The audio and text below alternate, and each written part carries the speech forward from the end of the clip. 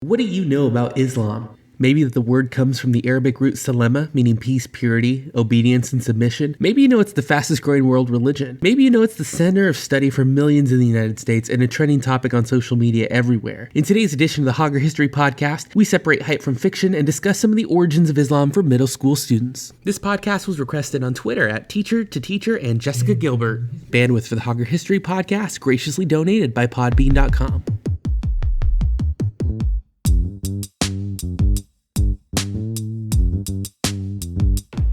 Thanks for joining us on the 6th grade edition of the Hauger History Podcast. With Mr. Hauger, I am the second part, and today we discuss the origins and spread of Islam. Thanks for listening, everybody. You can find the Hauger History Podcast on YouTube at the Danny Hauger channel, at haugerhistory.podbean.com, on iTunes, or on Twitter at Hauger History.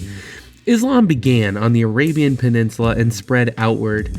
Islamic traders from the Arabian Peninsula who traveled to Persia, Spain, Egypt, and elsewhere brought their religion with them. The way I explain it in my classroom is by walking around, taking a pencil or a book off someone's desk, dropping it off, and that you would want to stop and have a conversation. You'd build a relationship. You wouldn't just carry on a transaction like you would walking into a 7-Eleven and put money on the table and walk out. These journeys were miles and treacherous and dangerous, and you'd want to build a relationship with someone. You'd want to build trust, and you would spread ideas. You would communicate with them. You would, even if you didn't speak the same language, write in sand and have some sort of dealings with the people who you would trade with. And Islam spread through trade, war, and peace. Today, more than 1 billion people around the world practice Islam. In the Middle East, the Arabian Peninsula, but all around the world. It's also the fastest growing religion in the United States of America. Let's learn a little bit about the Prophet Muhammad. He was born somewhere around 570 Common Era. For a Christian reference point, this was about 540 years following the time of Jesus. Muhammad taught of a faith called Islam. The word Islam, as I mentioned in the intro, comes from the Arabic word Salema, or peace, submission, purity, and obedience. Followers of Islam are called Muslim, meaning one who submits themselves to God. Allah is told to be the same God worshipped by the Jews and Christians, and it is the third monotheistic faith, meaning practicing one God, a belief in one God. And Islam, along with Jewish people and the Christian faith, all make up what are commonly called people of the book. Islam shares many of the Old Testament books and the Christian prophets that came before him. He teaches that he, however, is the seal of the prophets, meaning that he is the final messenger who has a direct line of communication with God and the last one who will come to earth to bring people towards the will of God. He was born in Mecca, or Makkah, and it was an ancient place of worship, and it had been for many, many years and centuries. There was also many relevant locations to Abraham and other Old Testament prophets in this area, so it built on the history and why today it's still a very sacred place and region of the world for Jewish people, Christians, and Muslims. Old Testament prophets walked on these grounds and made reference to it frequently when Muhammad was teaching people in the area. Abraham was told to have built a site of worship at this site called the Kaaba, a very significant place for Muslims today. Over time, people began to settle near it. By the time of Muhammad's birth, this settlement, which was known as Mecca, was a prosperous city, and it was at the crossroads of a great set of trade routes. Remember, with trade does not just come goods, but ideas and a confluence of the world's cultures. Muhammad had a difficult time growing up. He lost his father at a young age. His mother sent him to live with a family of nomads in the desert to care for him. He learned the skills of being a merchant from his family, and he became a very skilled trader and a communicator who had amazing oral skills. And he won the respect of colleagues and people around him. He married an influential woman at age 25 and had several children. Between 610 and 611 Common Era, Muhammad had a vision while he was in the mountains in a cave and was visited by the angel Gabriel. He was told that he was a direct messenger of God and that his teachings should be spread throughout the world. His teachings were recorded by his followers, and they were called the Quran. Muhammad could neither read nor write, so they were written and recorded by the people around him at the time. And not everyone accepted him readily as a prophet. Again, similar as a reference point to Christianity, where the things that Jesus said were revolutionary at the time, and claiming to have a direct line of descendancy and being a messenger of God was met with significant resistance.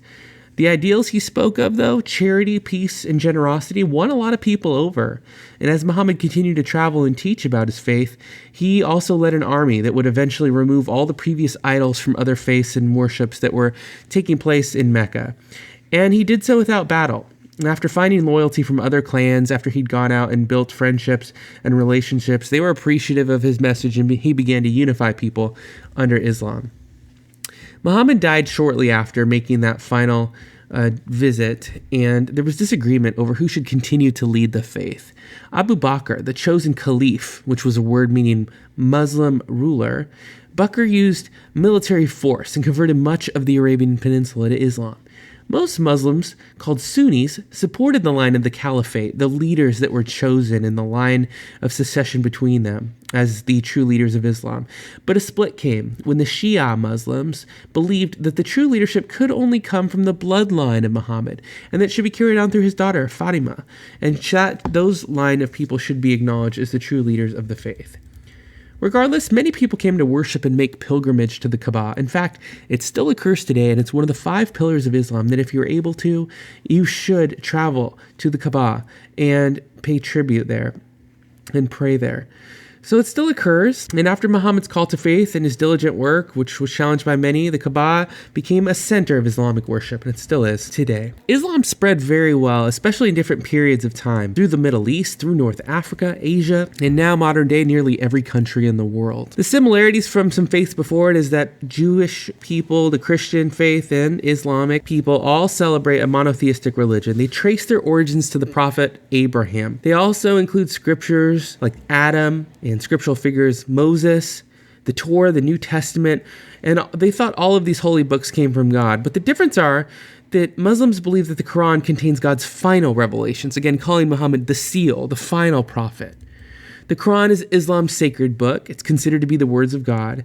It's the teachings and practices are set forth by Muhammad during his lifetime, were collected and put down into the book, and the behaviors of Muhammad were written in the accounts of his actions called the Hadith, and they illustrate the faith for the people and how they should live their daily lives. The first central idea to the Islamic faith is similar to the first commandment, saying that there is no God but God, illustrating the ideas of monotheism. Muslims believe that Allah is the one all-powerful God who created the universe, and that Muslims have to do the work of God and will face God's final judgment one day. Muslims are expected to give about 1/40th of 2.5% of their wealth, and it's called zakat, to pay for charity, for such things like hospitals, the less fortunate, clothing and shelter for the poor, and orphanages. They're also supposed to help the poor pay their debts and help stranded travelers. Another pillar of Islam is fasting. It's performed during the month of Ramadan, the 9th month of the Islamic calendar. During Ramadan, Muslims do not eat or drink between sunrise or sunset. And Ramadan encourages equality, charity, and generosity, self-control, the ability to deny yourself of earthly pleasures, and to have solidarity with those who are poor and hungry, and avoid arguments or bad deeds during this time, to give thanks, and also forgive those around you. Another pillar of the Muslim faith is Salat, the daily prayer of Muslims, which you may know about.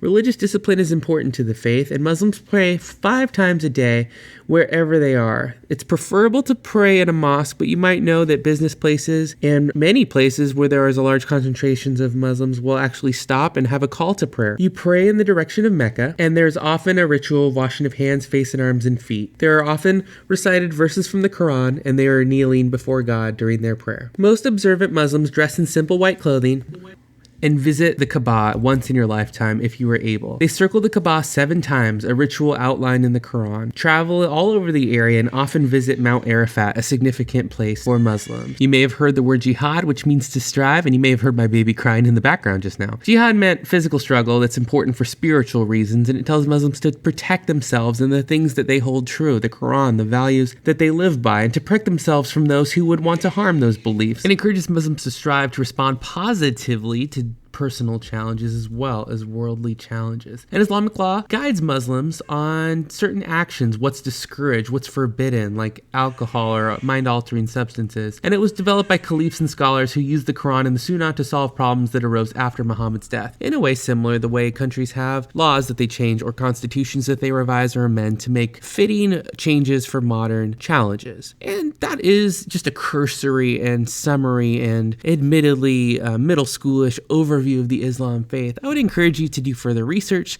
to speak to someone in your community or representative or imam, and find out more from your local community. I know when I was a student at Dominican University of California as a freshman, Rabbi Schreibman, who was the best religion teacher that I ever had, he was such an open-minded person and set forth the history of the Jewish faith, the Christian faith, and the Islamic faiths, and in many different countries and many different points of time, and laid them out and said, look how many times we live together. Look here, if you don't have kosher food and you were Jewish, you could go eat halal and vice versa, and it would follow a lot of the same specifications.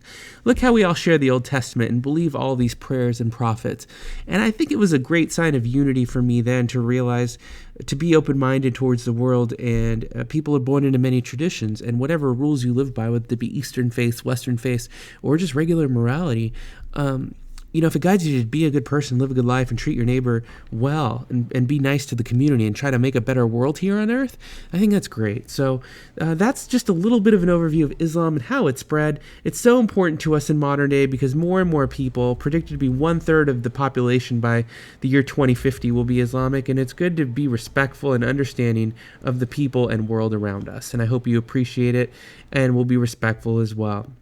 And as for the things I got wrong, I'm sure there were many, and I'm open to your corrections and comments. Leave them in the comment section, although keep it respectful of all world faiths and people. We are all human race, and we all hunger and breathe the same air and want to have health and family and all the good things in life. So let's be respectful of each other and open-minded, and I hope that maybe for those people learning a little bit, that you picked up a few facts that were helpful to you here, and will grow to learn more about the world and even seek much further knowledge beyond my own, because there is way more knowledge out there than what I possess. Well, push in your chairs, turn in your assignments, and we'll see you the next time on the Hauger History Podcast. And talk to you later. Thank you for listening.